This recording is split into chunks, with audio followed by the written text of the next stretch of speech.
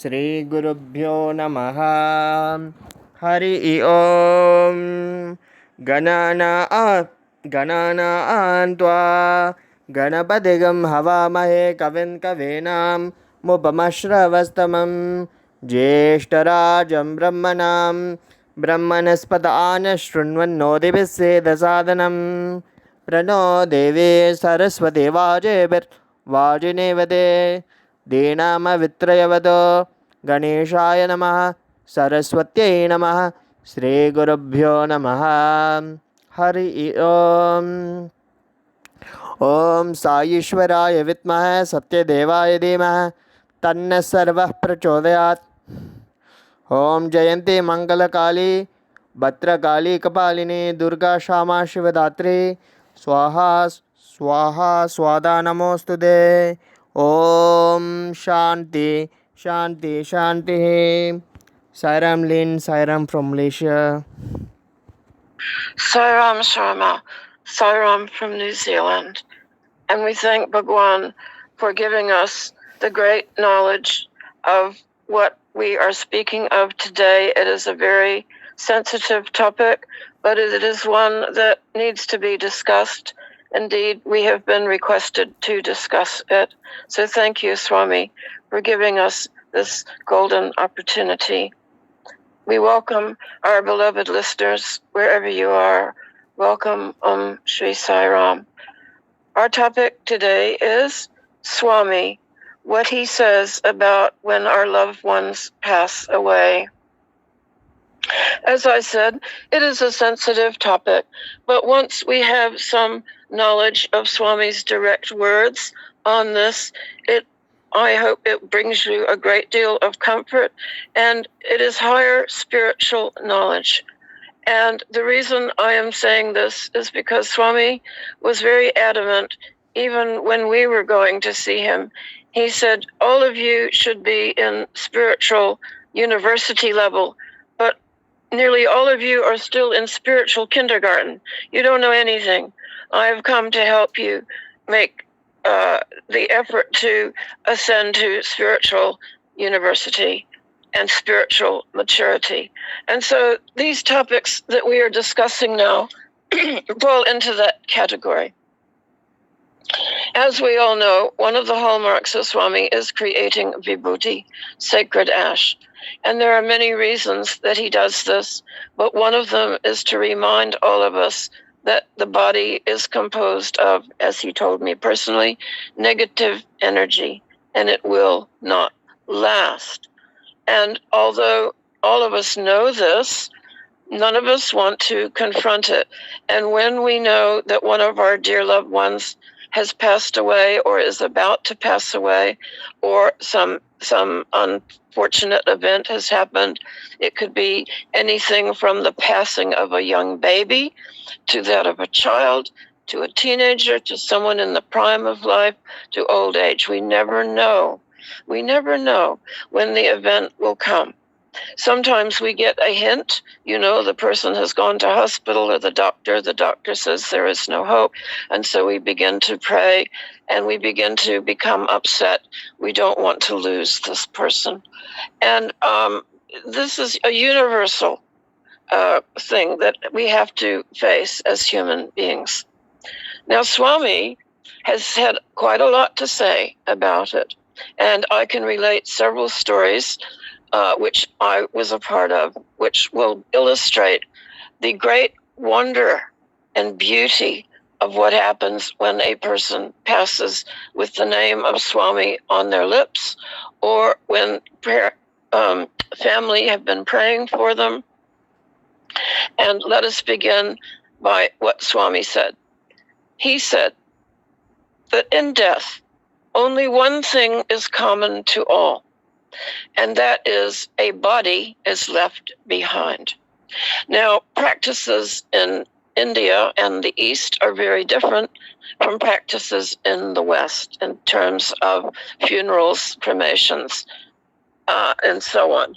But it's the feeling that we have in our heart when we know someone is going to leave. Believe me, I myself know what it is like. I have assisted several devotees at the time of their parents' passing, and I know very well what they go through. Indeed, my own mother's passing was just 3 years ago. And the beauty of having known Swami is that we can observe the passing of a number of devotees. They passed with his name on their lips. They passed in a coma, but surrounded by devotees singing bhajans or putting vibhuti on their forehead. They passed in peace. They became radiant with light. And in every instance, they had a peaceful death. So as devotees, we have this great blessing from Swami that if we know the person is going to pass away, and normally the doctors will let us know, the nurses will let us know, sometimes the person themselves know that they are getting ready to go. We can chant Gayatri Mantra, and we can say the names, 108 names. We can pray and surround them with love. Swami himself attended the passing of a number of his devotees, including his mother. And as we know, Swami was always there when he was needed. He knows instantly when he is needed. And even though we can't see him, he will be there. Because, one thing he said, I never ever forgot. He said, this prema, this distinctive mark by sheer exercise of will, the prema that welcomes you all, that blesses you all, that makes me rush to the presence of seekers, the suffering and the distressed in distant lands. This is the real sign of divine love. It is that which declares that I am Sai Baba. Swami said that funerals and ceremonies and prayers are for the comfort of the living. He says the being who has passed away does not need them. They are free of the body. And here is something that I never forgot, and that this is what comforted me so much when my mother passed away. I knew she was going. She had dementia and she had cancer. And she was not interested in Swami, but it doesn't matter whether the person himself is interested or knows Swami or is his devotee. We are all his children, whether we are acknowledged as his devotees or not. He doesn't make those, those differentiations. Swami said, I will, if there is one true devotee in a family, a true devotee of me, of mine, I will take care of 7 generations of that family before, in other words, ancestors, your grandparents, your great-grandparents, and I will take care of 7 generations after. I will be there for them at the point of their passing. I will shepherd them safely across the divide. Do not worry. I will take care. Who else can give us this promise? This means that even if we have family members who aren't interested in Swami, don't want to know anything about Swami, he will still be there for them at the point of their passing. He will take care of them. If you have Swami taking care of a person, you have nothing to fear. Now, and often when a person passes away, there is this, where did they go? Where are they? I want them to let me know that they are all right. Well, I can't speak for everyone, but a few months ago, our beloved Uncle Bobby passed away. This was my husband's uncle, the sister of my husband's mother. And we were very fond of Bobby. In fact, we're very fond of the whole family. Now, all the rest of my family and my husband's family really have not accepted Swami, and they thought we were getting all religious, and so we learned not to talk about it. But, I mean, they were interested more in sports and that kind of thing. And indeed, Uncle Bobby was a rugby coach. And so at his funeral, there were all kinds of, rugby coaches and rugby players and that kind of thing. But Tom had a dream the night after the funeral, and he saw his uncle standing in front of Swami. And Swami was talking to our uncle, and he was saying, I know members of your family. And Uncle Bobby is standing there with his mouth wide open. And that dream brought us terrific comfort. Swami was taking care of our uncle that we loved so much. It didn't matter that our uncle didn't believe in Swami. Swami was there and introducing himself. And you can rest assured that this is what happens, whether your family member is a Sai devotee or not, or anyone for that matter. It doesn't have to be a family member. It could be a friend. Once a person has heard Swami's name or even seen his picture in a book, they have received a great, great blessing. Now, Swami has said, as I said, that in death, one thing only is what is normal for all, and that is that a body is left behind. And it is just a shell. It is very hard to look at someone who has passed away. They're not responding to you. They are, not moving. They are not there anymore. And yet, we know they are somewhere. Well, they could be standing right beside you, trying to tell you that they're all right. In fact, Swami joked that most people are very happy to attend their own funerals. And they're very interested to see how everybody celebrates their passing, and they get kind of a kick out of it, if you can imagine that. And he did say that the dimension between this world and the next is tissue thin. It's not some far-off planet where they go. It's not way up there in the sky. These dimensions are tissue thin, meaning they are as close to you and I as our skin. And so that person will probably stick around for some time just to make sure that you're all right, that we are all right, because they might give a sign. We had a friend who loved rainbows, and he had cancer. He was terminal, and he said, don't worry, I'm sure I'm going to be all right. And after he passed and we were celebrating his passing on a boat, we all saw rainbows in the sky. And indeed, there is also, I can't remember which book it's in, I think it could be Yogananda Paramahansa, did mention that after death, the soul flits. And Swami himself confirmed this, because he said it takes a soul a year to enter a body, and it takes a year for a soul to complete its journey after it leaves the body.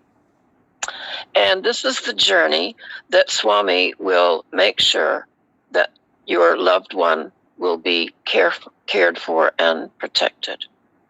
And the other thing is that this journey that the soul has to take is different for everyone.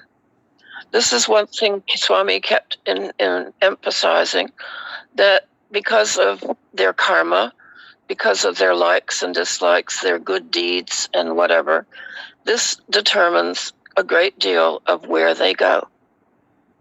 They can, for example, go to a dimension where all of the rest of their family are waiting for them happily and welcoming them. It's a great sort of a reunion.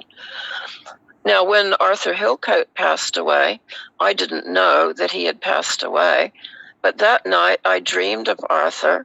I'd never had a dream of him before, and he was sitting in a vast spiritual library, studying spiritual texts. He was very happy, and when I woke up, I had news that he had passed away. Now, that would be Arthur. he loved studying spiritual texts. He loved spiritual books, and he spent so much of his time visiting great spiritual beings, not just Swami, but other great masters. That was his greatest joy in life, other than his dear wife, Poppy. Now, let us examine a few things that Swami himself has to say. Death is not a deplorable event. It is the journey's end. It is the owner getting out of the car when time is out and the goal is reached. It is a consummation, a happy conclusion, or at least to be, if only all are wise enough to treat it as such and be prepared for it. This is in Such as I Speaks, Volume 5. And he also said, if we may even spend several talks covering everything Swami has to say. He says, death in the language of the West is the act of giving up life, whereas in the language of Bharat in India, it is giving up the body, or the deha. And this is due to the faith of the Westerner, that he is the body, and it is the faith of the Bharatiya, the resident of India, or Indian person, wherever he may be, that he is not the body. The Bharatiyas assert and know that they have Atma as their reality, and that the Atma is enclosed in a body. These two views are widely disparate. A civilization that is built on the shifting sand of worldly pleasures, and he's talking about the West, can only last for a little while. It will disappear from the surface of the earth. And on the other hand, the civilization of Bharat and of the countries that value and follow the civilization of Bharat have survived for centuries and are vital even today. They show new and refreshing signs of more creative life, and this fact has to be kept in mind by those Bharatiyas who have dedicated their lives to the imitation of other civilizations and cultures. Death means the fading out of the I consciousness, and rebirth happens when the I consciousness comes again. That is what is called birth and death. Ahamkara, ego, is born. Ahamkara dies. That is all. And to round out our talk, Swami said death is pictured by some as a terror-striking god who rides a monster buffalo and pounces on you with a noose of pain. No, the noose is of your own making. Death has no rope factory. He does not pounce.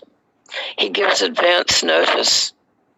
And his notice is sometimes in the form of gray hair, falling teeth, deafness, and your wrinkled skin.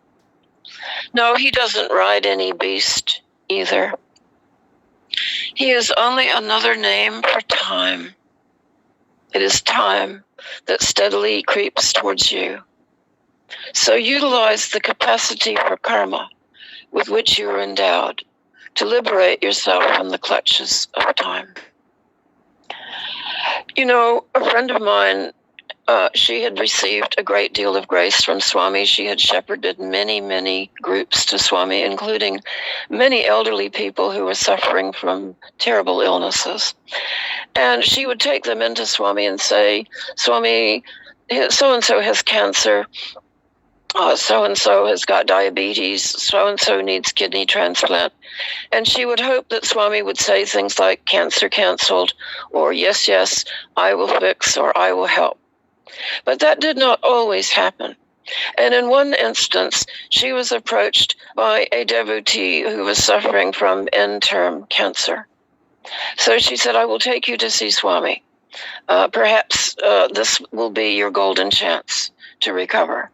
Now, you see, I wouldn't have said that to anyone. I would say, let us go see Swami. In those days, you could do that.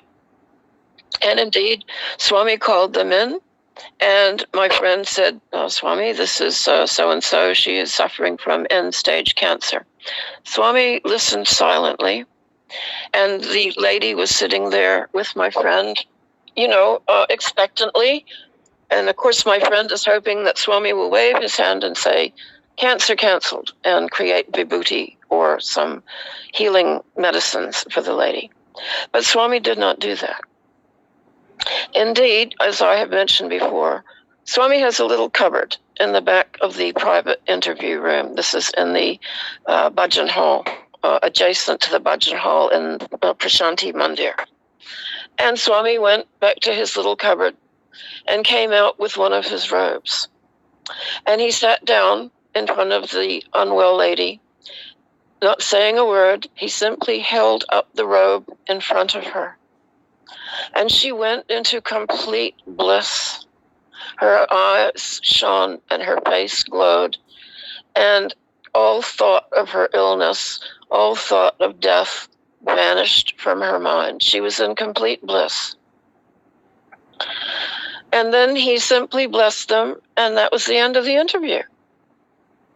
So as the lady was actually quite weak and needed oxygen, Swami had directed my friend to take her home, to their home country, which my friend did, got her home, and then the lady passed away the next day, still in a state of bliss. What is going on here? Swami held up his dress, his robe. He was teaching them that the body is just like a piece of clothing. You drop the piece of clothing and you are in bliss. It's as simple as that. And he gave that blessed lady that experience. Know that your loved one is in bliss. Know it. Understand it. Accept it. Be happy for them. Be joyful for them. And know you will meet them again. Om Shri Sai Ram. Om Shri Sai Ram. Om Asato Ma Sadgamaya Tamaso Ma Jyotirgamaya Mrityorma Amritam Gamaya. Om Tasmat Karunya Bhavena Raksha Raksha Saishvara. Hari Om Tat Sat Shri Saishvara Arpanamastu. Om Shanti Shanti शांति है।